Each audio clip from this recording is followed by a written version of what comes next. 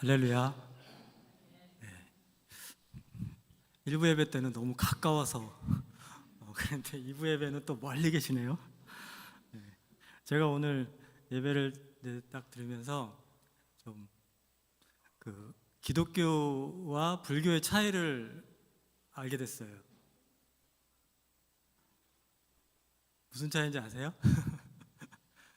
기독교와 불교 모임 중에 벌레가 나타나면 기독교는 팍 잡고 불교는 가라 가라고. 그래서 벌레들한테 조심하라고, 예배 드릴 땐 절대 들어가면 안 된다고, 좀 웃으시라고 말씀드리고 목격을 했거든요. 네. 주일날 아침에 교회로 오시면서 어떤 마음을 갖고 오십니까?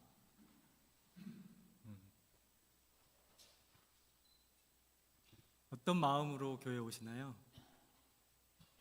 지금은 또 어떠세요? 어떤 마음으로 앉아 계신가요? 또 협동 목사라는데 왜 처음 보지? 그런 생각도 하시고 그런 생각도 하실 텐데, 제가 조금 협동은 했어요. 네. 저기 먼저 강변동순교회 처음 이제 입당 처음 시작할 때 제가 낯질을 좀 했고요. 작년에 같이 보셨죠? 저기 비닐하우스 만들었고, 또 목사님하고 둘이 또 두 번째 비닐하우스를 봄엔가 제가 작업을 했습니다. 조금 협동을 했습니다. 그래서 오늘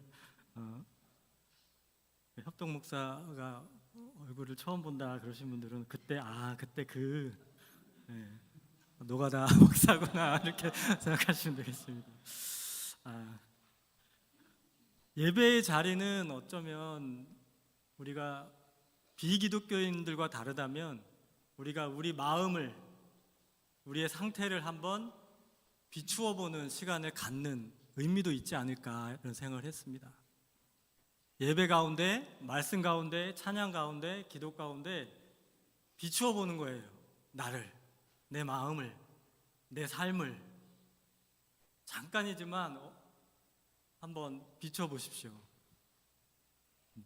거울이라고 생각하고. 어떠십니까? 여러분의 모습, 꼬라지? 어떠세요? 완벽하십니까? 나는 흠이 없어, 잘 살았어, 일주일에 내 삶이 괜찮았어 라고 생각하시기보다는 좀 부끄럽다 뭐 이런 생각을 하실 수도 있지요. 생긴 대로 사는 것 같아요. 제가 저를 생각하면, 저도 이렇게 비춰보면 너는 성경도 보고 뭐 좀 배웠다 그러고 책도 보고 하지만 늘 원위치 해서 성격대로, 성깔대로 또다시 원시태도 살고 있는 저의 모습을 늘 그런 모습이 비춰집니다. 그러면서 또 남 얘긴 잘하죠. 남 얘긴 또 잘해요. TV 보면서 쟤는 왜 저러, 그런 얘기 참 잘하는데, 사실 우리 자신을 비춰보면 참 흠도 많고 허물도 많은 것이 사실이 아닐까 싶습니다. 오늘 우리가 함께 살펴볼 사람은 야곱인데, 야곱만큼 흠과 허물 많은 인물도 없는 것 같습니다. 성경에서 단연 1등이 아닐까. 그래서 저는 야곱이 참 좋아요. 다 완벽하고 다 잘났으면 성경을 읽으면서도 막 그럴 텐데, 야곱을 보면서 그 창세기의 여러 장들을 차지하고 있는 야곱을 볼 때 참 위안이 돼요. 내가 야곱보단 좀 낫지 않을까? 막 그런 생각을 좀 하면서요. 그래서 오늘 살펴볼 야곱의 모습은 야곱의 인생에 있어서 이제 초반은 지나고 중반에서 이제 후반으로 접어드는, 오늘 본문 이후에는 주인공이 좀 바뀌어요. 야곱이 아니라 자식들로 이제 바뀌게 됩니다. 그래서 그때 허물 많은 야곱과 함께 하셨던 하나님께서 역시 허물 많은, 없으시면 허물 많은 우리들에게, 저에게 들려주시는 소망의 말씀을 함께 듣고자 합니다. 창세기 32장에서 만나는 야곱은 긴 타향살이를 끝내고 고향으로 돌아오다가 형을 만나기 전에 초긴장 상태에 있는 상태입니다. 두려움 때문에. 그런 그의 앞에 하나님이 나타나시고 지나가시려고 하는데 야곱이 붙잡습니다. 그래서 씨름을 하는 거죠. 성경에서는 어떤 사람이라고 나오지만 야곱이 이곳을 하나님과 대면하여 보았으나 내 생명이 보존되었다는 뜻으로 브니엘이라고 이름하는 것을 미루어서 어떤 사람을 하나님이라고 생각하는 것이 또 서로 이해가 더 빠르겠습니다. 악착같이 붙잡는 야곱과 씨름하며 힘겨운 시간을 보내고 날이 새려할 때 하나님은 더 이상 시간을 끌 수 없으셨는지 야곱에게 질문하십니다. 뭐라고 질문하셨죠? 너무 잘 아시죠? 내 이름이 무엇이냐? 이상하지 않으십니까? 우리가 하나님이라고 했고 전지전능한 하나님, 그분께서 야곱과 씨름하시다가 처음 딱 질문하시는 질문이 내 이름이 무엇이냐? 소원이 뭐냐? 네가 나를 붙잡고 안 놓아주는 이유가 뭐냐? 이렇게 물으셨으면 자연스럽잖아요. 그런데 이름이 뭐냐? 이렇게 물으시는 겁니다. 아버지가 일어나서 딱 문을 열고 아들에게 가서 아들한테 그러는 거예요. 야, 네 이름 뭐냐? 그럼 어떻게 되죠? 우리 아버지 이제 주간보호센터 가셔야 되나? 때가 됐나? 이렇게 생각할 수 있겠죠. 하나님이 치매에 걸렸나? 그건 아니잖아요. 혹시 야곱이 이 질문을 듣고 그런 생각을 하진 않았을까요? 하지만 하나님의 이 물으심에 야곱은 오늘 우리처럼 이의를 제기하지 않았습니다. 바로 대답합니다. 뭐라고요? 그냥 아는 건 얘기하셔도 됩니다. 야곱입니다.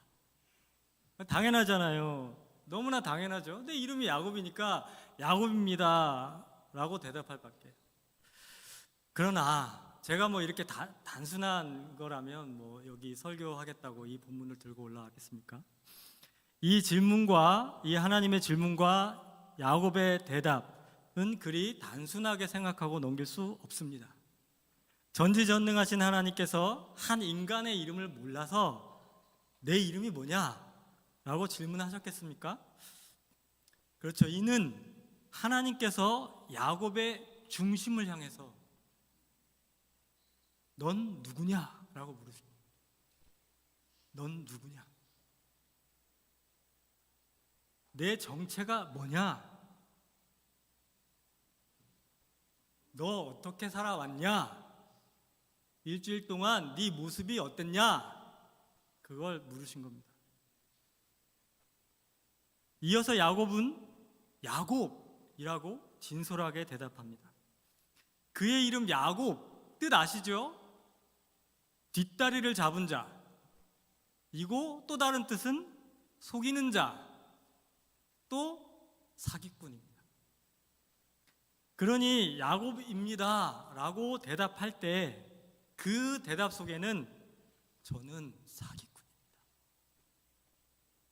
속이는 자로 살아왔습니다, 속이면서 살아왔습니다, 그 뜻이 담겨 있는 것입니다. 하나님의 무릎에 대답해야 했던 야곱은 그 순간 같은 짧은 시간에 자신의 지난 삶을 전체를 반추해 보지 않을 수 없었습니다. 어쩌면 하나님께서도 그걸 원했겠죠. 네 이름 뭐냐 할 때 지금까지의 내 인생. 야곱은 이삭의 쌍둥이 동생이었습니다. 이삭의 쌍둥이 아들 중에 둘째로 형 에서의 뒷다리를 잡고 진짜 태어났습니다. 형에 비해 장자권에 대한 생각이 많았죠. 그래서 배고파하는 형에게 죽 한 그릇으로 그 장자권을 사버리죠. 장자권을 가벼이 여긴 에서도 문제지만 배고파 정신 못 차리는 형에게 팥죽 한 그릇으로 그 중차대한 장자권을 거래한 그 아이디어도 참 대단해요, 야곱. 그 약삭빠른 행동이 역시 그 이름처럼 야곱입니다. 야곱. 굉장히 야곱 같죠. 보통 요즘에 그는 이제 형제들이 하나밖에 없어서 잘 이게 그 분간이 잘 안 되는데, 예전에는 딱 보면 아, 너 막내구나, 알지요? 아, 너 맞이지? 딱 알지요? 뭘 보면 알지요? 네, 그 생존 능력. 둘째나 막내들은 딱 어떤 상황에서 뭔가 자기 거를 얻어내는 능력이 있습니다. 근데 장남들은 가만히 있어도 됩니다. 엄마 아빠가 다 갖다 주니까. 근데 그래서 야곱도 어쩌면 그런 능력이 좀 더 발달했던 것 같아요. 내 거 안 주니까, 아버지가 에서만 먼저 챙기니까 자기가 뭔가 그런 능력을 발휘하지 않으면 자기 게 없으니까 그런 걸 더 한 것 같습니다. 그래서 막내들 잘해 주셔야 됩니다. 혹시 있으면 이미 잘해주고 계시겠지만, 쌍둥이이면서도 뭐 몇 분 더 일찍 태어났다고 해서 에서가 장자권을 갖게 되니까 불공평하다고 생각도 했겠죠. 더구나 형을 아끼는 아버지의 그 편애가 좀 야속하기도 하고, 사실 팥죽으로 형에게 장자권을 사긴 했지만 에서도 대수롭지 않게 여기고 야곱 본인도 그저 뭐 해프닝 정도로 생각했을지도 모르겠습니다. 그러나 이 별일 아닌 것 같은 일이 그의 인생, 또 이 집안의 전체적인 흐름을 바꿔놓고 말았죠.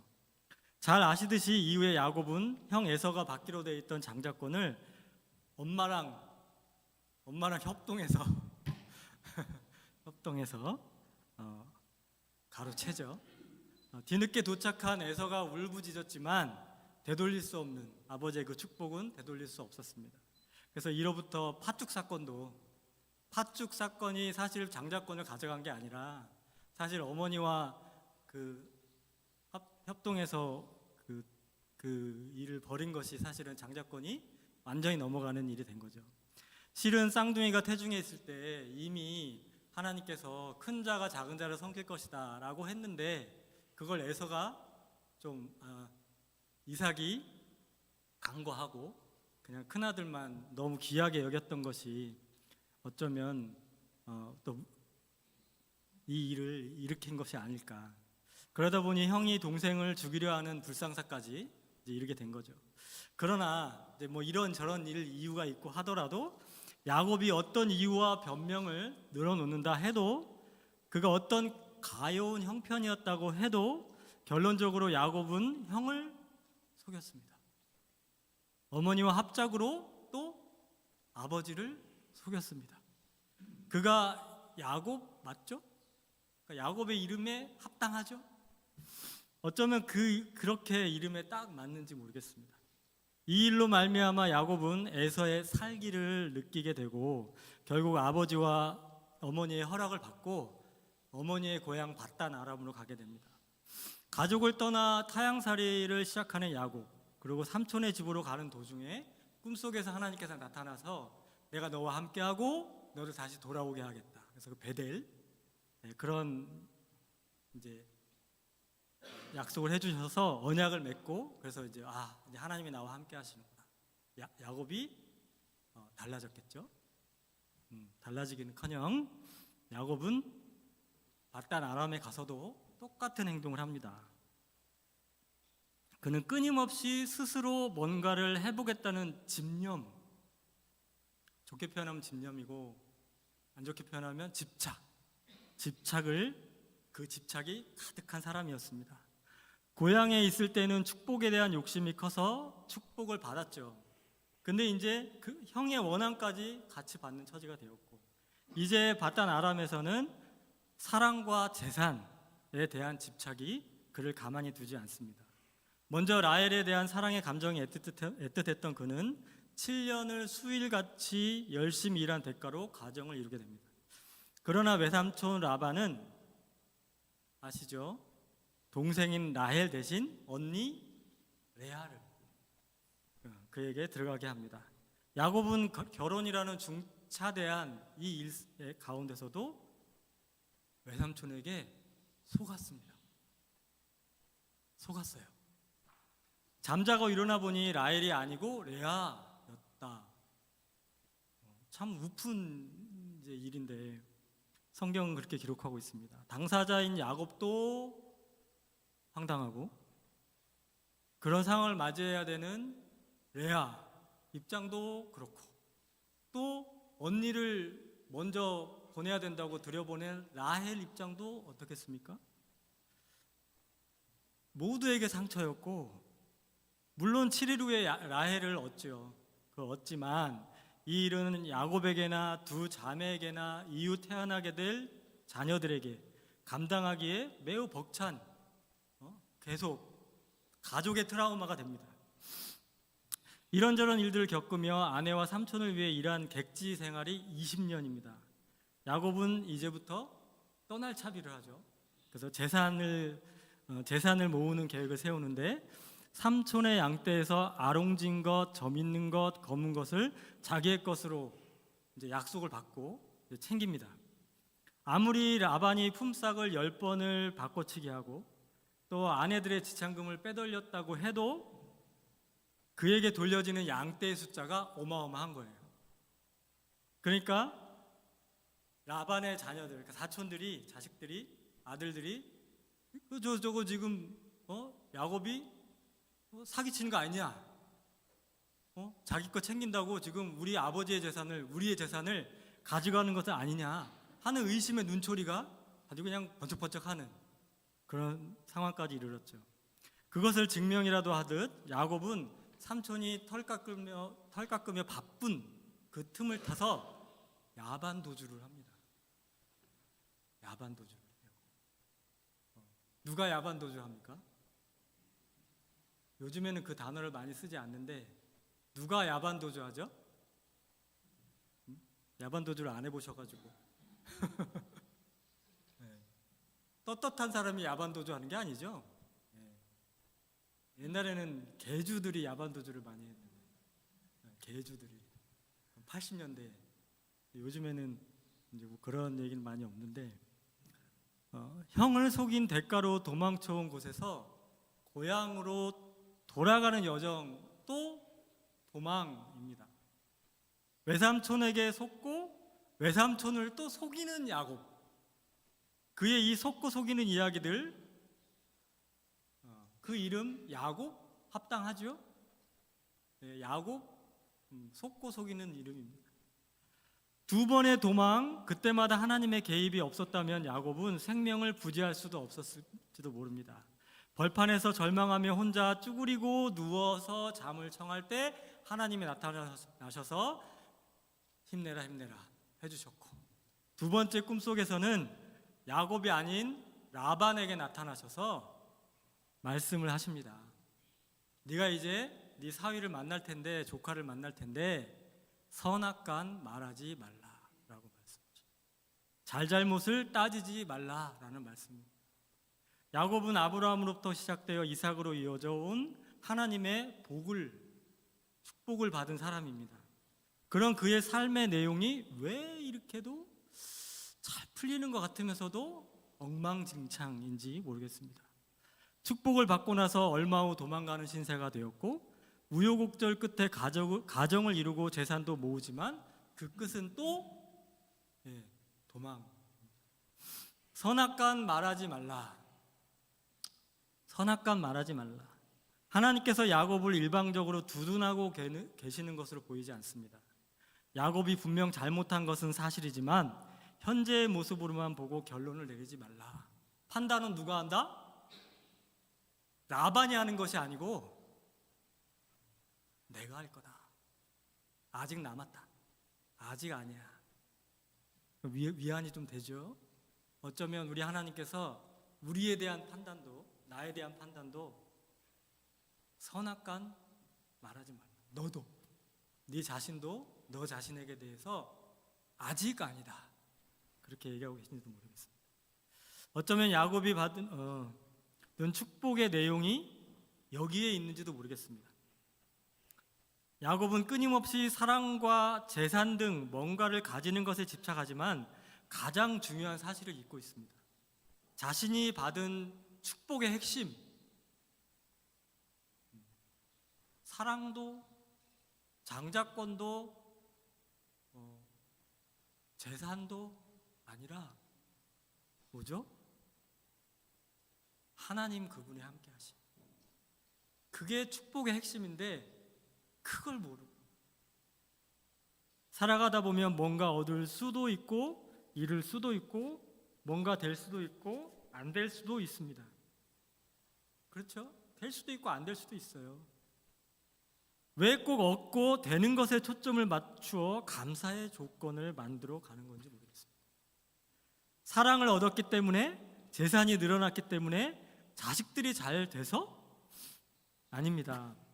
모든 일들 가운데 나와 함께 하시는 하나님께서 계시기 때문에 그 하나로 감사한 겁니다. 고통의 긴 터널이 언제 끝날지 모르는 그 자리에서 하나님이 나와 함께 하시지 하면 감사한 거예요. 그래서 감사를 노래할 수 있죠. 무화과 나무잎이 마르고 포도 열매가 없어도 감사하겠다는 하박국의 고백은 바로 내 곁에 하나님, 나와 함께 하시는 하나님으로부터 기인하는 것이 아니겠습니까? 야곱도, 오늘을 살아가는 우리들도 진정한 감사와는 거리가 좀 있는 것 같습니다. 바로 이 하나님께서 야곱과 함께 하셨고 우리들과도 함께 하십니다. 선악간 말하지 말라라고 말씀하시면서 말입니다. 이런 하나님이 나의 하나님 되심에 감사와 위안이 되지 않으십니까? 이렇게 야곱은 야곱된 삶으로 불완전하게 아슬아슬한 여정으로 여기까지 온 것입니다. 그 야곱이 가장 두려워하는 문제 앞에서 씨름하고 있습니다. 그러니 야곱입니다 라고 대답할 때 자신이 지금까지 살아왔던 이 모든 일들이 주마등처럼 스쳐 지나가지 않았겠습니까? 이런 절절한 고백을 토해내는 야곱. 그러나 그의 더 큰 문제는, 야곱으로 살아왔다는 것만큼이나 그를 옥죄고 있는 문제는, 어쩌면 지금 그가 직면한 상황을 더 위기로 느끼게 하는 문제는 세상을 야곱으로 보고 있다는 것입니다. 자신을 둘러싸고 있는 사람들, 환경이 나를 속이고 나를 위협한다고 생각하는 거예요. 아버지도 형도 삼촌도 아내도 자식도 다 야곱인 거예요. 다 야곱으로 보이는 거예요.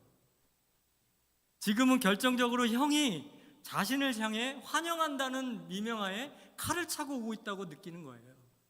목숨의 위협을 느끼는 거죠.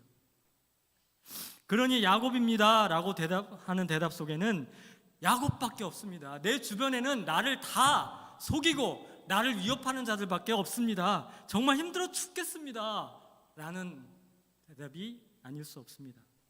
이 세상에 온통 나를 속이고 해치는 자들 뿐입니다. 그런 절규가 거기에 담겨 있는 것입니다. 이런 그에 대한 하나님의 대답은 아니다, 아니다. 이제 다시는 야곱이라고 부를 것이 아니요, 아니요. 이게 하나님의 응답입니다. 그 다음에 뭐라고 하시죠? 뭐라고 하십니까? 네, 맞아요. 이스라엘이라 부를 것이다. 태어나면서 붙여진 이름, 이제까지 불려왔던 숙명처럼 받아들이며 살아왔던 그 이름 야곱이 아니라 하나님께서 새로운 이름을 주십니다. 이스라엘, 하나님과 겨루어 이긴 자, 세상과 겨루어 이긴 자. 야곱은 이스라엘로 이름이 바뀌었습니다. 단지 이름만 바뀐 것일까요? 아닙니다. 그의 정체가, 하나님이 정체를 물었다고 했잖아요. 그의 정체가 바뀝니다. 속이는 자에서 하나님과 겨루어 이긴 자, 늘 패배의식에 짓눌려 살아온 패배자에서 승리로, 부정적이고 수동적인 삶에서 긍정적이고 능동적 삶으로 변화가 이제 시작된 겁니다. 그래서일까요? 그를 죽음 직전까지 짓눌렀던 형과의 만남을 그 33장에 보면 두려움이 아니라 담담하게, 직면하고 있는 것을 보게 됩니다. 어쩌면 야곱에게 있어 가장 두려운 사람은 삼촌도 형도 아닌 야곱일 수밖에 없었던 자신이 아니었을까요? 이제 그 무거운 짐을 벗어버린 야곱이 무엇을 발견하는지를 주목해 봐야 합니다. 형을 만난 야곱은 말합니다. 33장 10절에 내가 형님의 얼굴을 배운즉 하나님의 얼굴을 본 것 같사오며. 제가 어렸을 때 성경을 읽으면서 이 본문을 보면서 야, 야곱 진짜 대단하다. 어쩌면 저렇게 또 이렇게 손을 비비냐. 알랑방구 형한테 안 죽어보려고 그렇게 이해를 했는데 32장의 사건을 이해하고 다시 이 야곱의 말을 보니 그 뜻이 아니었습니다. 아까 말씀드렸죠. 야곱으로만 보던 시선이 바뀌어 이스라엘로 보기 시작합니다. 이스라엘, 하나님과 겨루어 이긴 자. 그의 이름에는 이제 하나님이 들어가 있습니다. 그러니까 사람들 가운데 물론 흠이 있고 부족함들이 있지만 하나님의 형상으로 사람들을 보게 됩니다. 형의 얼굴을 하나님이어서가 아니라 하나님의 얼굴을 그 형의 얼굴에서 발견한 것입니다. 하나님을 만나고 하나님이 주신 새 이름 이스라엘이 되었습니다. 그는 더 이상 야곱이 아니었습니다. 야곱의 눈으로 자신을 속이고 해칠 자로 형을 보아왔던 이전의 시간들의 종지부를 찍고 이스라엘의 눈으로 형 안에 하나님의 형상을 발견하게 된 것입니다. 그러니 하나님의 얼굴을 본 것 같다. 이 말은 거짓이 아닙니다. 우리도 역시 야곱과 같은 인생의 여정 가운데 있습니다. 허물이 없을 수 없고 실수가 없을 수 없습니다. 그러나 우리 또한 아브라함으로부터 시작된, 아니 창조 때로부터 시작된 하나님의 약속과 은혜의 선상에 서 있는 자들이라는 것을 명심하시기 바랍니다. 하나님께서는 당신의 자녀들이 누군가에게 함부로 여김을 당하기를 원치 않으십니다. 심지어 자기 자신에게조차도 소홀히 여김을 받는 것을 원치 않으십니다. 하나님은 성도들의 삶의 내용, 감사와 기쁨에 못지않게 아픔과 슬픔의 문제에 관심이 많으십니다. 오늘 무릎 꿇는 당신의 사랑하는 사람들에게 울부짖으며 삶의 무게를 이기게 해달라고 씨름하는 이들에게 하나님께서는 똑같이 물으십니다. 내 이름이 무엇이냐? 성도님들 이름이 무엇입니까? 여러분의 대답은 무엇입니까? 야곱입니까? 속이는 자입니까? 비겁한 자입니까? 별 볼 일 없는 자입니까? 실패자입니까? 그렇게 살아오고 계십니까? 그렇게 세상을 보고 계십니까? 아닙니다. 이제 성도님들의 이름은 이스라엘입니다. 하나님의 사람입니다. 그리스도인입니다. 더 이상 야곱의 눈으로 야곱된 세상을 살지 말고 그리스도인으로 하나님의 사람으로 나와 함께 하시는 하나님을, 사람들 속에서 하나님의 형상을 발견하며 살아가시기 바랍니다. 기도하겠습니다.